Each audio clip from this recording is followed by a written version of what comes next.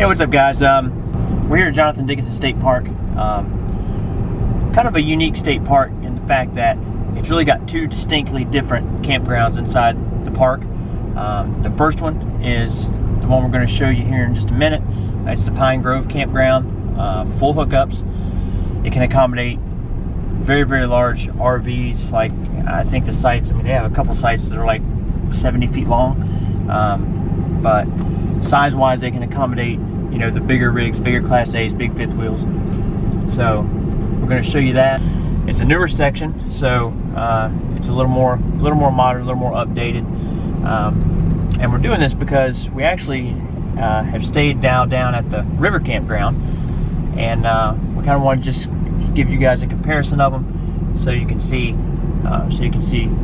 kind of the difference between the two. So the first one is the Pine Grove Campground, and we're pulling into it now. So what you're going to see when you pull in here, there's two loops. So we'll do the loop that starts right here, and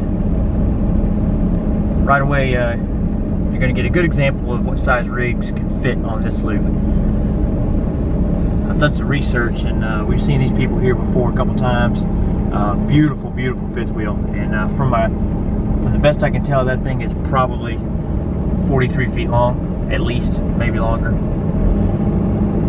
He's comfortably in that site. So you're going to see a lot of Class A, some smaller travel trailers, but as you can see, no shade really to speak of.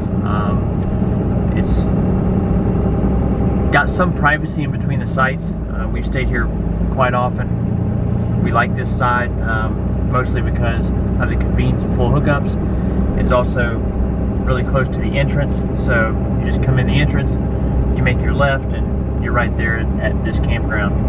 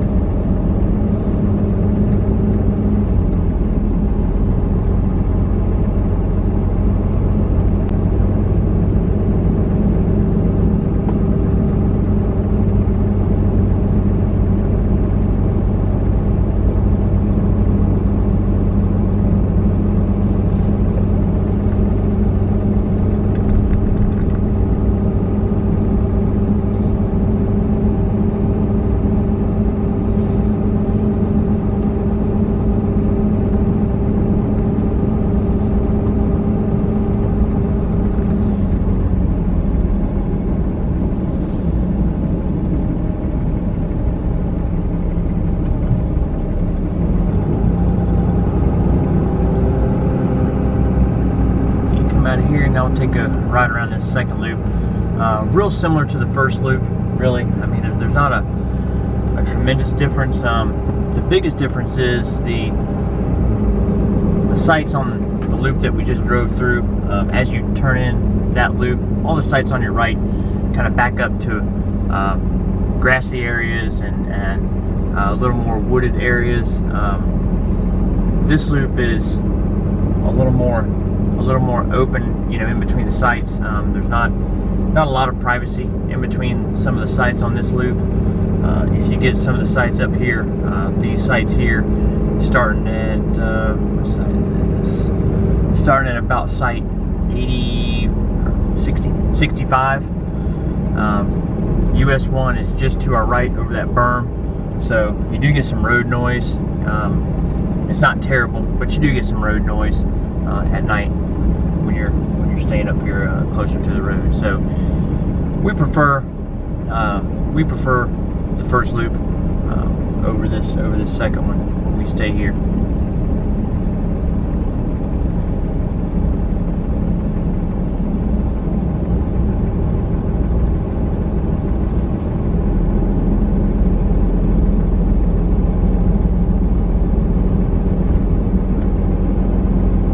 As you can tell, I mean, we're rolling through here on a Tuesday morning, and it's definitely wintertime because this place is jammed out and is packed.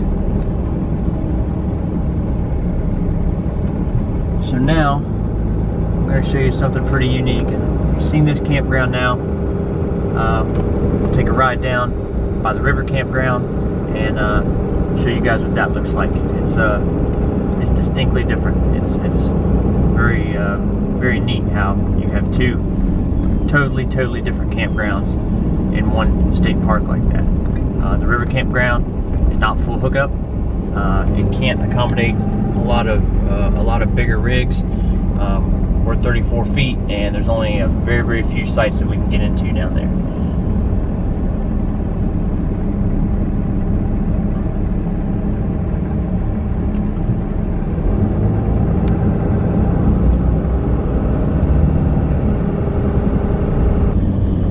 Right here, we're going to pass the Hobe Mountain Observation Tower.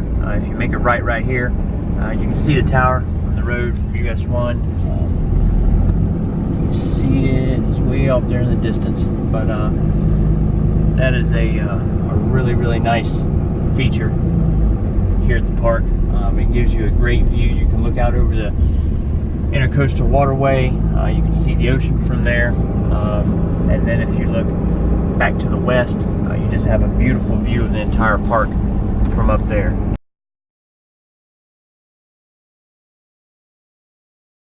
We've got some amazing pictures. The sunset from up there is absolutely amazing.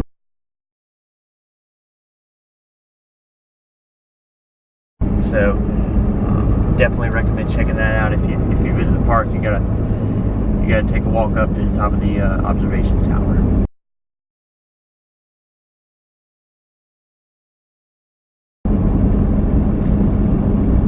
The other thing you're going to notice here at Jonathan Dickinson is the fact that a lot of people come here to mountain bike. I don't know exactly how many miles of trails are here, but it's a tremendous amount, and mountain biking is very popular. Right now it's 7:15 a.m. on a Tuesday morning, and you can see how many people are here already. All these cars you see are all people that are here mountain biking. Came through here last night. Even after dark, there were still just cars everywhere for people that are out here mountain biking, I guess in the dark. But definitely a very popular activity here at the park.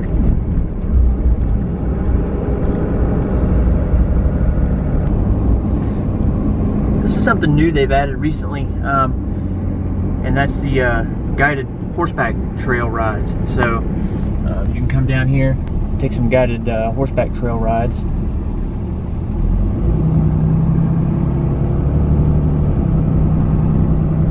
Must be pretty popular. I think we counted about 14 horses there yesterday morning on our way out. So we got quite a few. All right, so now we've made it all the way down by the River Campground. They have a rental area for kayaks, canoes. There's a river tour boat that you can come down here and take. So just there's a lot of cool things to do at this park. We're going to cruise around here, show you guys where all that's at. So this is their picnic area.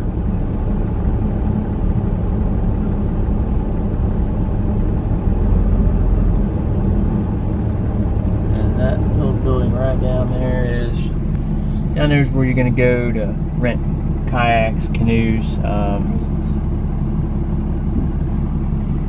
They've got boat rentals down there, so that's kind of what's down at this area.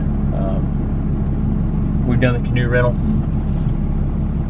We were out for about an hour. Dylan wasn't the biggest fan, so we'll have to circle back on that. Maybe when he's a little bit older.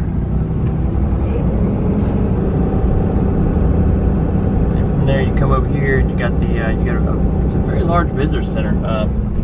It's actually pretty neat, and there's a lot of history in there. They've got space here, so if you get here early, check-in isn't technically until 3 o'clock. So if you arrive early, sometimes they'll let you check in. We've actually always been able to check in before that 3 o'clock time, but they've got room down here. If you do get here a little early, there's space to park your rig down here. They have RV parking so that you can, come down, tour the visitor center, and just kill some time before check-in. Typically for us, and it may not always be the case every time, but in the past, if we've gotten here at 2 o'clock, we've been allowed to check in. Checkout's at 1, and they do a really good job of getting the campgrounds, the campsites cleaned up and ready for the next campers. So, I mean, you can already tell. I mean, this campground is 4 miles from the Pine Grove campground that we just showed you, and you can see immediately, you know, a drastic difference. I mean, this campground is much older. This was the original campground here at Jonathan Dickinson. Much more wooded, a lot more woodsy feel to it. And the main reason we never stayed down here is getting a site big enough to fit our fifth wheel was always kind of an issue. It's not full hookup, and as you're going to see, I mean, there's not a lot of really big sites down here. You can see it's much skinnier, a little tight getting here with a bigger rig, but we are really enjoying it down here so far. It's just such a drastically different feel from the campground up there by the road.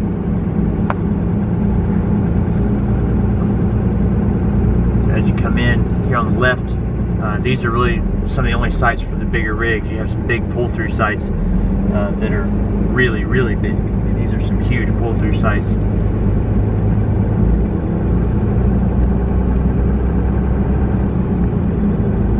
There's a few bigger back-end sites on the right, but for the most part, it's pretty snug back here. There's our rig. That's our site. That's site 109. I believe that's the biggest site back here.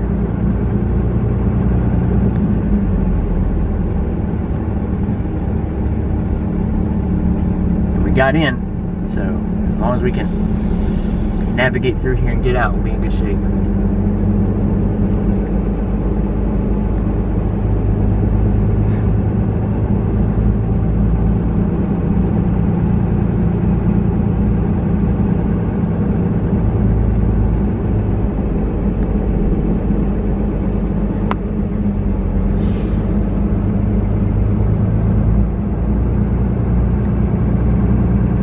Definitely down here you get more of that camping feel. There's a lot of tent campers down here, a lot of smaller travel trailers. We see a lot more families down here. I mean, the kids are out of school this week, so that may be why we're seeing more. I don't know if that has something to do with why we're seeing more kids down here, but definitely see more families down on this end than we do up on the other side when we stayed up there.